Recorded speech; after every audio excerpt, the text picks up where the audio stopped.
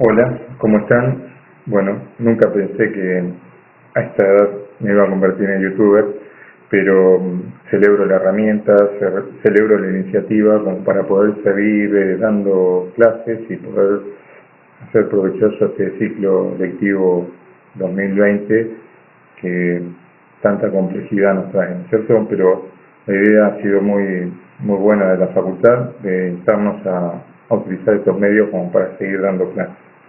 La cátedra obviamente se ha puesto a la altura de las circunstancias y estamos intentando llegar a todos los alumnos para que ustedes cuenten con todo el material como para que esto sea una anécdota y también una preparación y capacitación normal y puedan llegar así a cumplir el año sin ningún tipo de inconveniente. Bien, la propuesta de hoy es el trabajo práctico número 9. Cuando hablamos de trabajo práctico número 9, es el que está titulado Determinación de la ganancia neta de primera categoría. Cuando hablamos de categoría, es decir, ya hablamos en clases anteriores de las categorías de ganancia, ¿no es cierto? Tenemos perfectamente identificadas renta de primera, de segunda, de tercera y de cuarta, ¿no?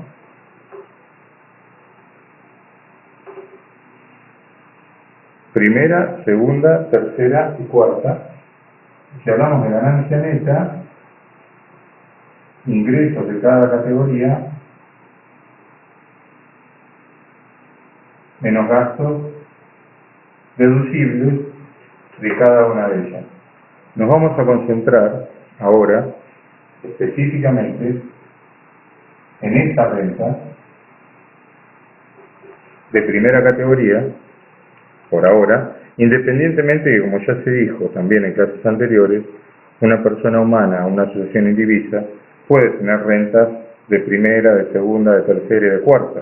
Es decir, puede obtener rentas de las 4 categorías sin ningún tipo de inconveniente. Pero ahora, como inicio de la determinación de ganancia neta, vamos a ver renta de primera categoría. Cuando hacemos referencia a ganancia neta, es importante referirnos a un artículo, el artículo 23 de la ley, que nos dice para el primer párrafo, ¿no? Para establecer la ganancia neta, se restarán de la ganancia bruta los gastos necesarios para obtenerla o, en su caso, mantener y conservar la fuente cuya deducción admita esta ley, en la forma que la misma disponga. Ese es el primer párrafo, justamente, del artículo 23. Ya en el segundo párrafo hace referencia a otro tipo de ganancia, la ganancia neta sujeta a impuestos, que es aquella en el esquema que ustedes pudieron ver cuando se dio la clase de exenciones. En el material hay un esquema de determinación que la ganancia neta sujeta a impuestos es después de todas las deducciones que están relacionadas con la actividad gravada, más algunas liberalidades que otorga el legislador respecto a conceptos deducibles de la renta, que ya vamos a ver más adelante. Luego, después de las deducciones personales, llegamos a la ganancia neta sujeta a impuestos. Pero en esta instancia, en este práctico, no estamos en la ganancia neta sujeta a impuestos, que es lo que trata el segundo párrafo del artículo 23, sino en el primer párrafo del artículo 23, que hace mención a la ganancia neta de cada una de las categorías. Hablando de ganancia neta, sabemos que entonces debemos deducir gastos. ¿Cuál es el criterio de imputación de los gastos? ¿Gastos que son deducibles? ¿Cuáles son? Primero vamos a ver eso. Los que están citados como norma general, es decir, los que están citados en el artículo 83. ¿Cuáles son los gastos deducibles? Los gastos cuya deducción admite esta ley, con las restricciones expresas contenidas en ella, son los efectuados para obtener, mantener y conservar las ganancias gravadas por este impuesto y se restarán de las ganancias producidas por la fuente que las origina. El copete, entonces, de este artículo 83 nos está dando, nos está indicando claramente cuáles son los gastos deducibles. No es cualquier gasto que tenga el contribuyente, comida, ropa, no, es decir, son gastos que están relacionados directamente con la actividad. Esos son los gastos deducibles, lo que permiten obtener, conservar y mantener la fuente grabada, ¿sí? Entonces, esos son los gastos que vamos a computar para cada una de las rentas. Insisto, en este caso, trabajo práctico número 9, nos concentramos solamente en las rentas de primera categoría. Luego, sucesivamente, se van a ir determinando ganancia neta de cada una de las restantes categorías para así de esta manera llegar al final de un práctico integrado en donde vamos a obtener una declaración jurada de ganancias de la persona humana o la asociación indivisa, ¿sí?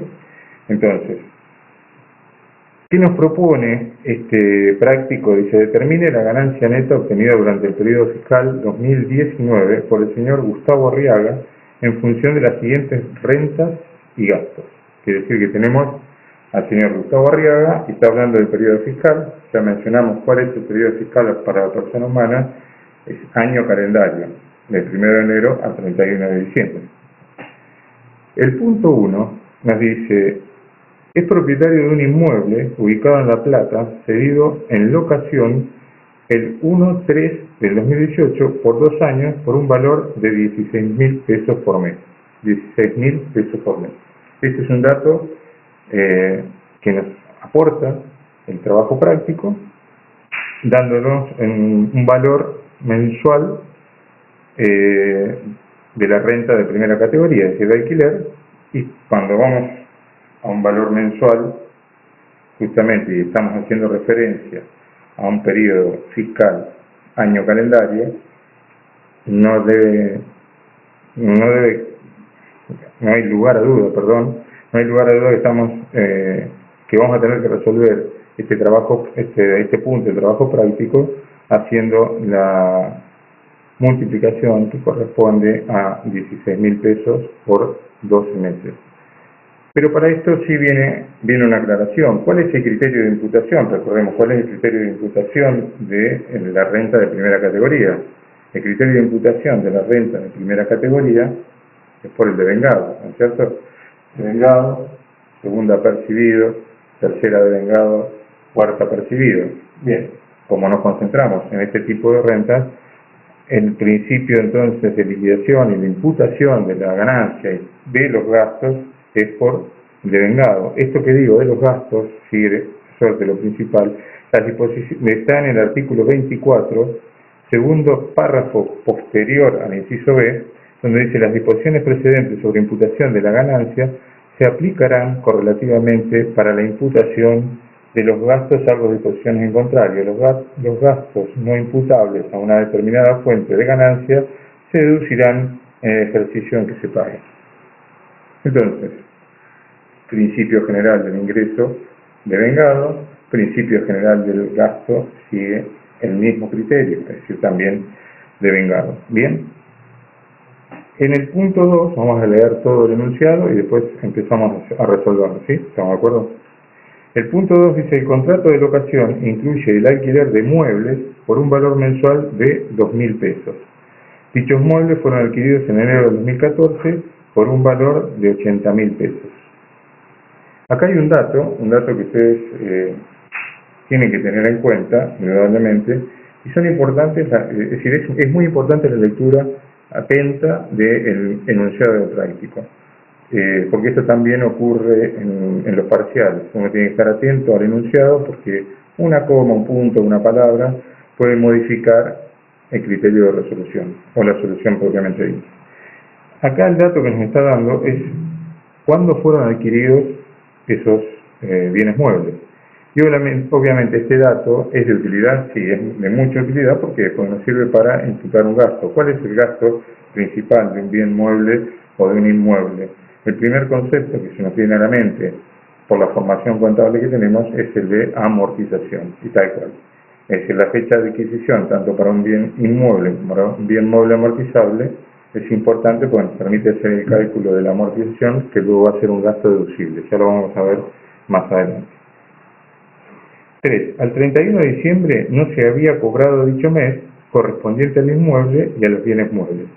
Acá el enunciado en el punto 3 me dice que no había cobrado el último mes, ¿sí? No se había cobrado el mes de diciembre y por lo tanto, como el criterio de imputación de la renta hacia el devengado, en este caso vamos a ver cuando hagamos la resolución cuál es el tratamiento que le debemos dar. El inmueble, en el punto 4, el inmueble fue adquirido el 1/4 del 2013 en 500.000 pesos, cuya evaluación fiscal a esa fecha es de 200.000, correspondiendo 140.000 al edificio y 60.000 al terreno. Acá tenemos un dato muy importante que después lo vamos a manejar con la resolución del trabajo práctico.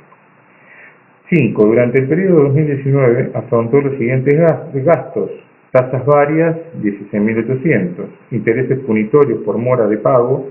Yo agregué en este punto que esto es un servicio de cable, ¿no? Es interés punitorio por mora de pago en un servicio de cable. Por favor, agréguenlo y después yo le voy a hacer un comentario como hacemos en la resolución.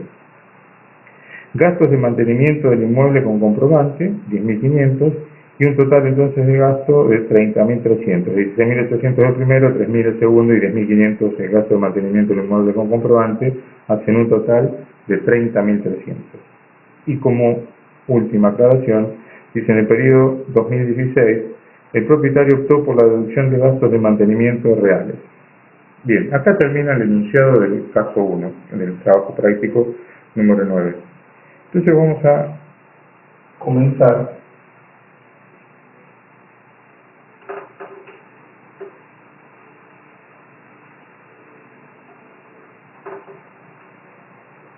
con la resolución del mismo. Como verán, he armado mi propia aula virtual y desde casa nos estamos cuidando todos, así que esto es bárbaro. Como les decía, vamos a tratar de ir resolviendo este trabajo práctico, y el primer punto que nos decía: es propietario de un inmueble ubicado en La Plata, cedido en locación el 1/3 del 2018 por 2 años. Quiere decir que al 19 un año y en 2020 2 años, el 1/3 del 2020 se cumplirían los 2 años de alquiler, es decir, vencería el contrato, estaríamos en la fecha de vencimiento del contrato, pero recordemos que nosotros estamos liquidando ¿qué periodo fiscal? 2019, no estamos liquidando el periodo fiscal en curso. Estamos en el periodo fiscal 2019, 1 de enero del 2019, 31/12/2019. Persona humana o sucesión indivisa. Entonces, el ingreso de este primer punto, ¿qué nos dice? Son alquileres, inmuebles, 16.000 por 2.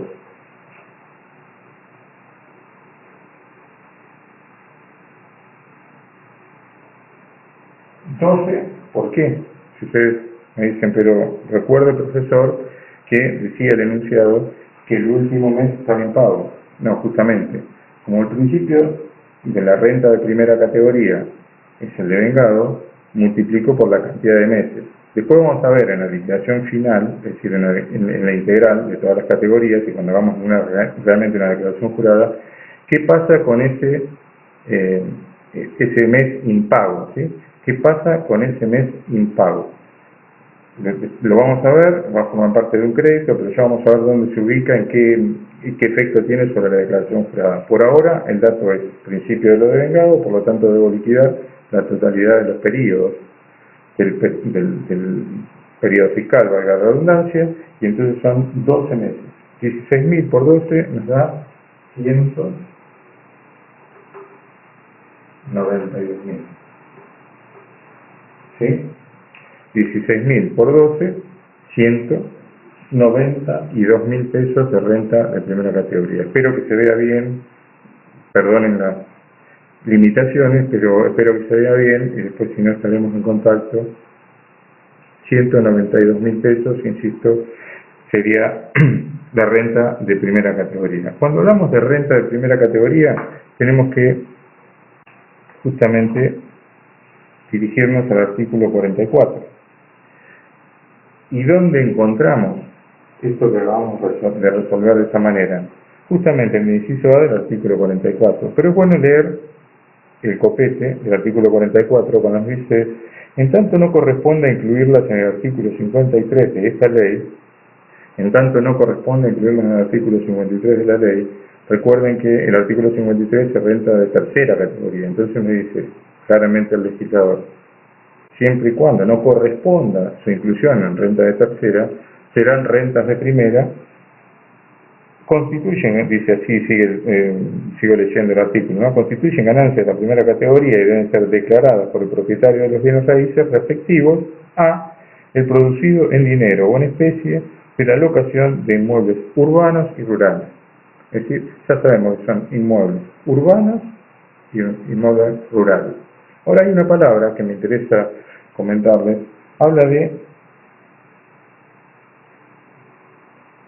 deben ser declaradas por el propietario de los bienes raíces respectivos.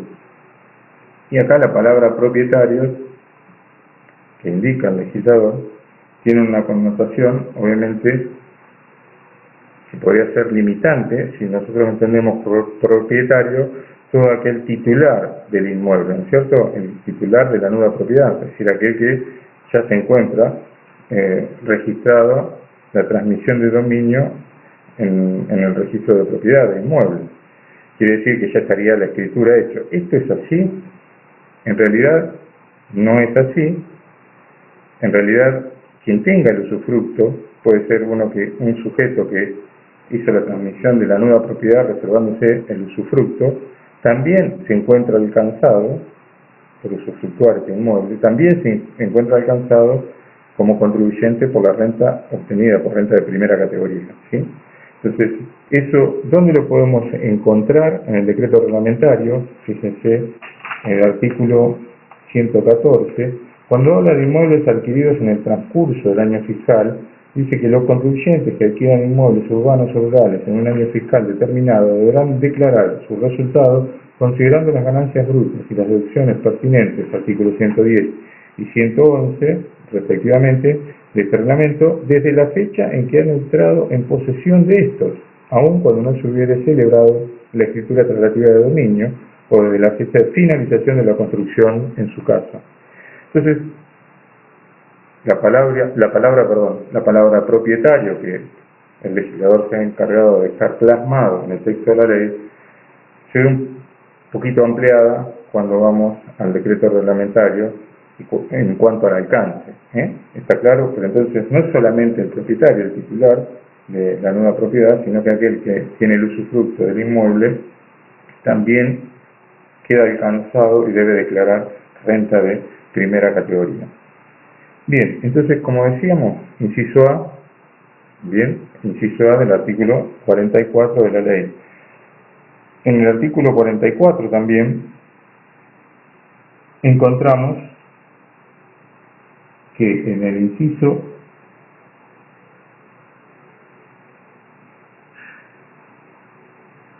E, ¿qué nos dice? El importe abonado por los inquilinos o arrendatarios por el uso de muebles y otros accesorios o servicios que suministra el propietario. Y en este caso, el punto 2, ¿qué nos dice? El contrato de locación incluye el alquiler de muebles por un valor mensual de 2.000 pesos. Dichos muebles fueron adquiridos en enero de 2014 por un valor de 80.000. Ya dijimos que eso nos servía como dato para la deducción. Ahora, en primera instancia, estamos definiendo cuáles son los ingresos, es decir, la renta que se obtiene de primera categoría. Entonces, por alquiler de bienes muebles son 2.000, no dije 2.000 por 12, también por 12, ¿no es cierto? ¿Por qué? Porque sigue exactamente la misma condición, es una renta de primera categoría, va por el principio de lo devengado, y entonces, ¿cuánto es el total? 24.000 pesos.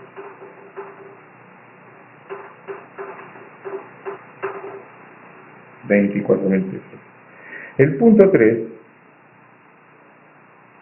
justamente hace mención a lo que estábamos conversando que dice al 31 de diciembre no se había cobrado dicho mes, correspondiente al inmueble y a los bienes muebles. Pero justamente por eso, que dice el punto 3, nosotros estamos liquidando por los 12 periodos del año calendario y periodo fiscal en definitiva. ¿Bien? En el punto 4, ¿qué me dice el práctico? El inmueble fue adquirido el 1/4 del 2013 en 500.000 pesos, cuya evaluación fiscal a esa fecha es de 200.000, correspondiendo 140.000 al edificio y 60.000 al terreno. ¿Para qué me establece esta proporcionalidad en el inciso 4 del caso 1? Me está definiendo cuál es el porcentaje amortizable, ya que el terreno no se debe amortizar, se amortiza todo lo construido sobre el inmueble. Entonces, como no debe amortizarse el terreno, tenemos la proporcionalidad que debemos de aplicar al valor de incorporación del inmueble para definir cuál es la amortización, es decir, la base para el cálculo de la amortización anual, ¿sí? Cuando hablamos de amortización anual, tenemos que ir justamente al artículo 87, ¿sí? El artículo 87 de la ley me dice que en concepto de amortización de edificios y demás construcciones sobre inmuebles afectados a actividades o inversiones que originen resultados alcanzados por el impuesto, excepto bienes de cambio, se admitirá deducir el 2% anual sobre el costo del edificio o construcción o sobre la parte del valor de adquisición atribuible a los mismos, teniendo en cuenta la relación existente en el avalúo fiscal o en su defecto según el justiprecio que se practique el efecto hasta agotar dicho costo o valor. Es decir, el 2% es la amortización mensual y después me habla que debe, en el segundo párrafo del artículo 87, a los fines del cálculo de la amortización a que se refiere el párrafo anterior, la misma deberá practicarse desde el inicio del trimestre del ejercicio fiscal o calendario en el cual se hubiera producido la afectación del bien, hasta el trimestre en que se agote el valor de los bienes o hasta el trimestre inmediato anterior a aquel en que los bienes se enajenen o desafecten de la actividad o inversión. ¿Sí? Entonces acá ya tenemos un dato importante que nos está dando el trabajo práctico, que es que definimos el total de ingresos, ¿sí? ¿Cuánto es? 216.000.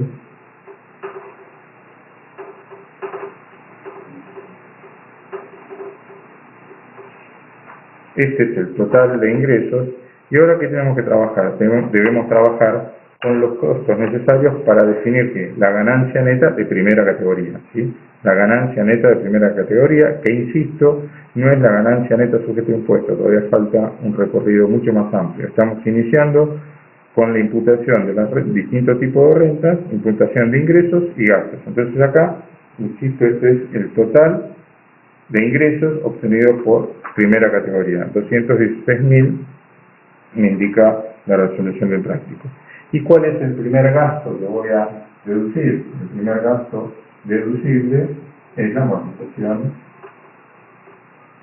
del inmueble. Cuando hablo de amortización del inmueble, ¿cuál es el valor de incorporación de dicho bien? El inmueble fue adquirido el 1/4 del 2013 en 500.000 pesos. Vamos a pasar abajo, valor de incorporación, pesos 500.000. ¿Sí? Pesos 500.000. ¿Cuál es el porcentaje de lo construido sobre ese inmueble? ¿Cuál es el porcentaje en la proporción? 70%. Entonces de esos 500.000, el valor de incorporación, lo multiplico por 0.7, ¿sí? 0.7, que es el 70% de inmueble construido. Y este porcentaje, el 70%, por la amortización anual, que es 0,02. ¿Sí? 0,02. ¿Está? Entonces, una vez que tengo definido estos conceptos, puedo determinar que el importe deducible, 7.000.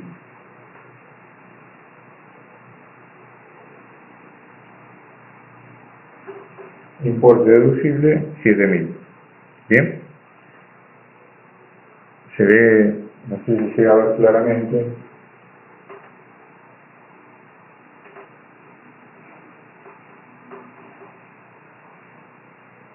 Ahí está, 7.000. El primer monto deducible. Ustedes lo pueden seguir con la solución del práctico y se verán los números más claros, ¿sí? ¿Qué otro concepto deducible nos está aportando este enunciado? El punto 5, que dice: durante el periodo 2019 afrontó los siguientes gastos. Tasas varias. Tasas varias, ¿sí? También vamos a encontrar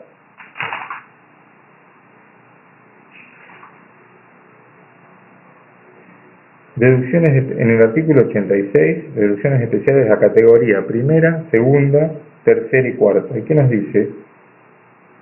De las ganancias de la categoría primera, segunda, tercera y cuarta, y con las limitaciones de esta ley, también se podrán deducir, en el inciso A, los impuestos y tasas que recaen sobre los bienes que producen ganancias. Acá, sin ninguna duda, tenemos un bien que nos está produciendo ganancias.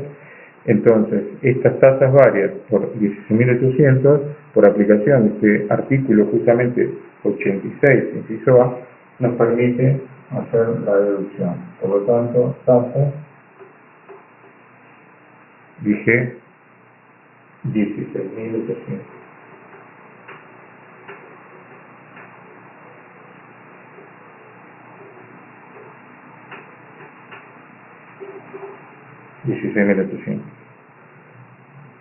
¿Sí? Intereses punitorios por moras de pago. Intereses punitorios por moras de pago, y yo dije, agreguen servicio de cable, ¿sí? Intereses punitorios por mora de pago, servicio de cable. ¿Es deducible? Esto lo tenemos que analizar en el artículo 227 del decreto reglamentario. El artículo 227 del decreto reglamentario me establece que, sin perjuicio de los dispuestos en el artículo 67 de este reglamento respecto de la deducción de los intereses de prórroga, para establecer la ganancia neta imponible de los contribuyentes, no podrán deducir del conjunto de entradas las sumas pagadas por cuenta propia en concepto de multas, costas causílicas, intereses punitorios y otros accesorios, excepto los intereses a que se refiere el artículo 37 de la Ley 11.683, que son los intereses resarcitorios, y la actualización prevista en este, derivados, y esto es lo importante, derivados de obligaciones fiscales, pero sí el impuesto a las ganancias tomado a su cargo y pagado por cuenta de terceros, siempre que esté vinculado con la obtención de ganancia agravada. Hasta acá hice hincapié en esa definición, ¿no es cierto?, de derivados de obligaciones fiscales. ¿Por qué? Porque lo estamos deduciendo. Ustedes, si ven en el trabajo práctico, esos intereses punitorios los estamos deduciendo, punitorios,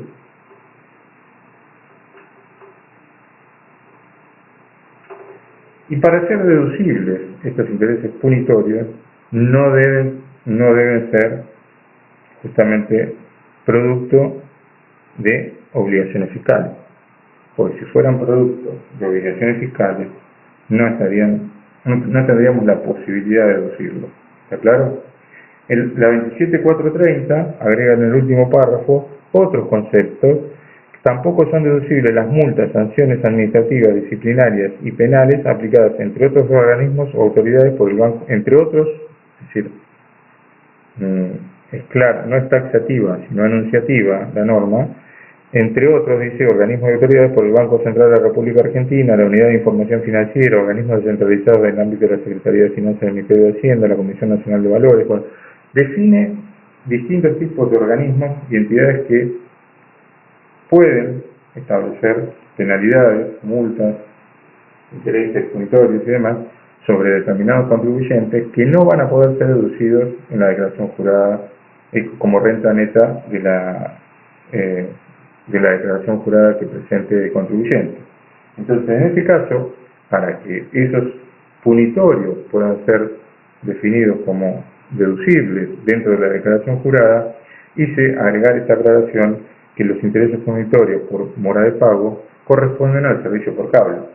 El servicio de cable ya sabemos que no tiene nada que ver con una obligación fiscal, sino que estoy pagando un servicio, ¿tá? Entonces, por ese motivo vamos a incluirlo a los 3.000 pesos, tal cual está el resultado, como un concepto deducible.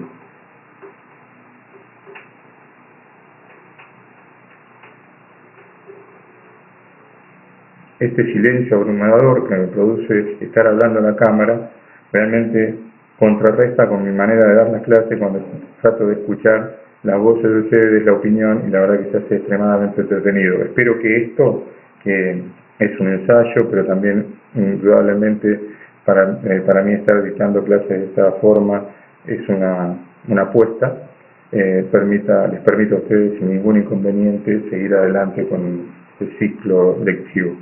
Pero quedó claro esto, el interés, léanlo detenidamente, el artículo 27, como les decía, del decreto reglamentario, léanlo detenidamente y si hay alguna duda, ustedes ya tienen mi mail, me consultan sobre cuál es el concepto y por qué lo hemos resuelto de esta manera, ¿sí? Bien, gastos de mantenimiento del inmueble con comprobante, 10.500.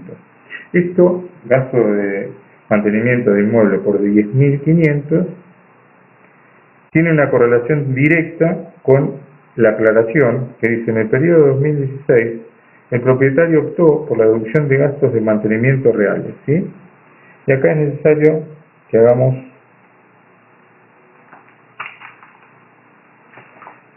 que nos remitamos, ¿sí?, a un artículo que es el 89 de la ley, ¿sí?, y el artículo también 111 del decreto reglamentario.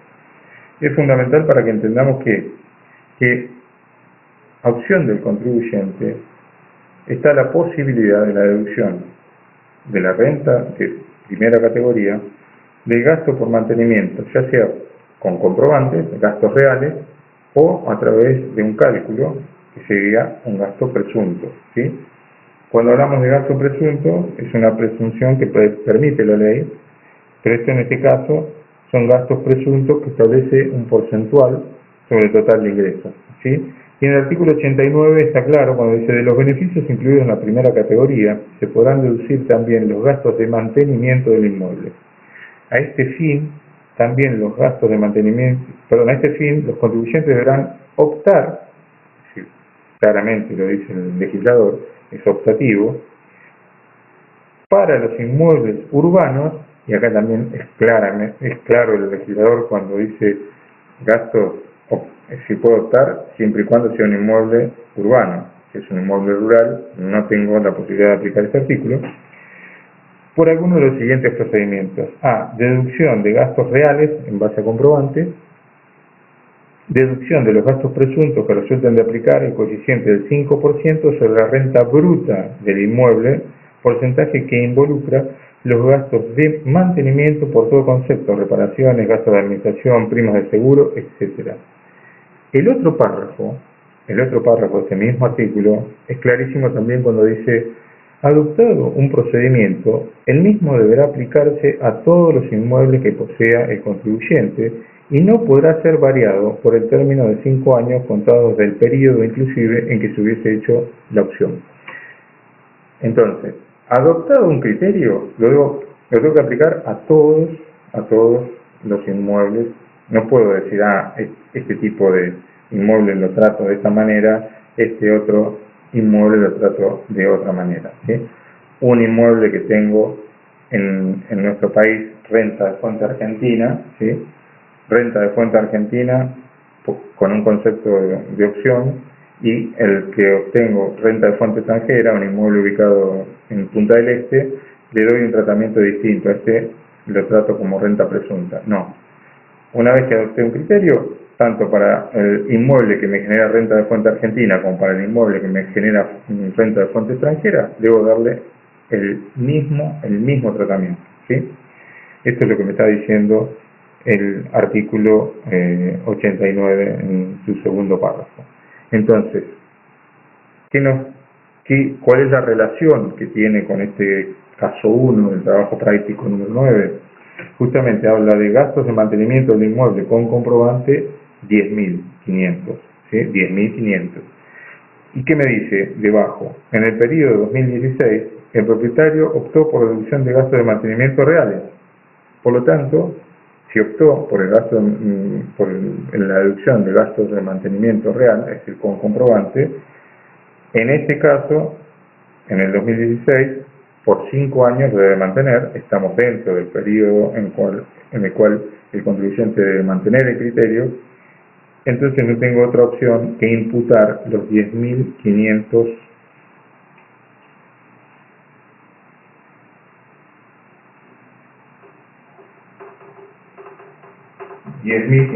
de gastos reales con comprobante, ¿sí?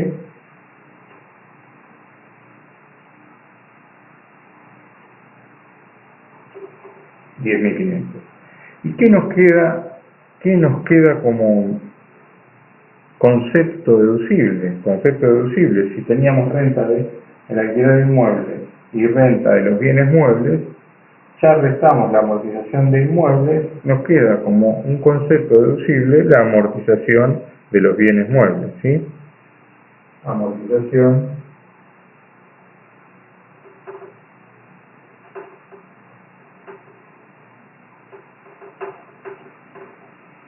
bienes muebles. ¿Y cuál es el cálculo que debo hacer?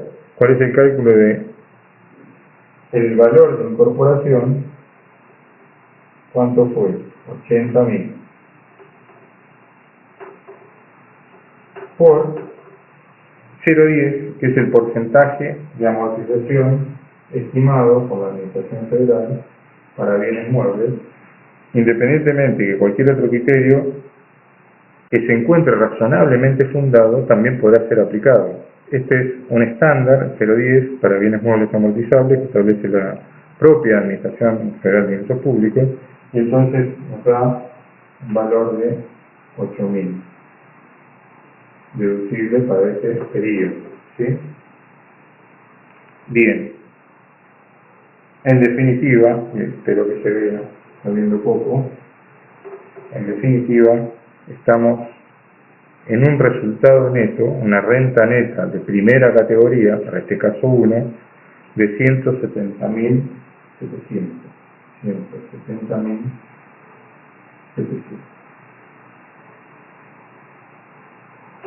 170.700.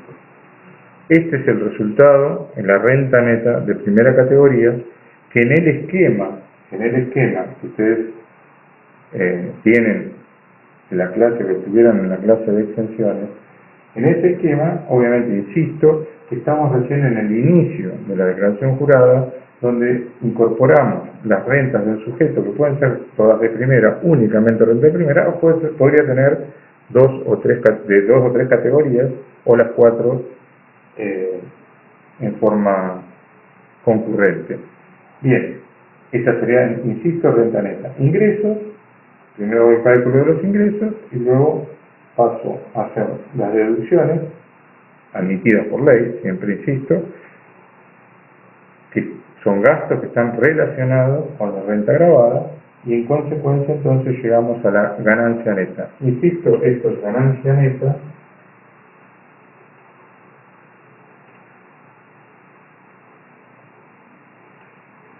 pero no es la ganancia neta sujeta a impuestos. Falta todavía un montón de conceptos a incorporar para poder llegar a la ganancia neta sujeta a impuestos. Pero lo que nos pide el práctico es determinación de ganancia neta de primera categoría. Caso 1, esto en realidad sería la parte cerrada del caso 1. Ahora vamos a pasar al caso